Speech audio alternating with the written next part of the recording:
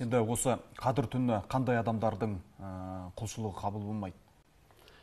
Пайғамбар саллаллаху алейхи вассалам сөзін айтсақ, сол бізге түсінікті болады деп ойлаймын. Қараңызшы, Пайғамбар саллаллаху алейхи вассалам айтады: қадір түні құлшылықпен өткізген адамды Алла тағала мейіріміне алады дейді. Мына төртеуінен басқасын дейді.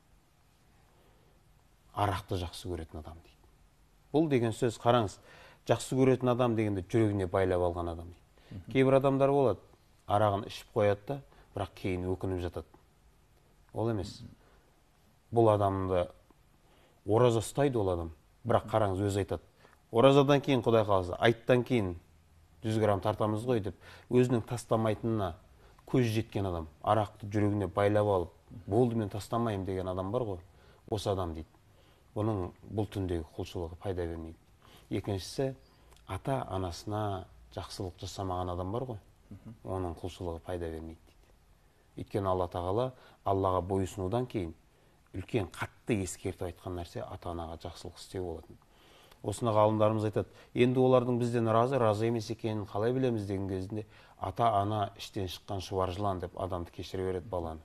Бұл жерде тек қана айтылатын нәрсе: анаң сенен, балам, бір жерге барып келейікші, анан маған әкеп бер бір, немесе мынау маған керек болып тұр деп айтуға жаңа ыңғайсызданса бар ғой, болды, онда сенің разылығын алмағансың дейді. Ата ана баласына ашық, ойындағысын айта алатын болу керек. Міне ананың разылығы дейді. Сол ата анасына қызмет қылмағандар бұл түні құлшылығы пайда бермейді. Үшіншісі, туған туысқандармен қарым-қатынас үзген адамдар. Бізде өкінішке орай қазір намазхан туысқанмен ішетінмен, ана намазхан ішетін шақырмайды, ішетінне намазхан бармайды, оны да шақырмайды. Ол оңбаған, мынауанын бахавист деп бөлініп, жоқ, ислам оған бұйырмайды. Намаз оқитын жарыс, оқи алмайтын жарыс. Туысқаныңыз ба, болды, түсінікті. Пайғамбар саллаллаху алейхи вассалам айтқан жоқ: намазхан туысқандар. Туысқанмен қарым-қатынасын үзсе бізден емес деген. Осы туысқанмен қарым-қатынасын үзгендердің бұл түнде құлшылық пайда бермейді. Төртіншісі, өте қорқынышты сөз. Жүрегінде 3 күннен артық бір мұсылман бауырына кек сақтаған адам дейді, бұл түні құлшылық пайда бермейді. Қарасаңыз, жүректен шығарып тастады дейді. Өйткені қараңызшы, сіз маған кішкене жамандық істегенсіз, мен соны кешіре алмай тұрмын.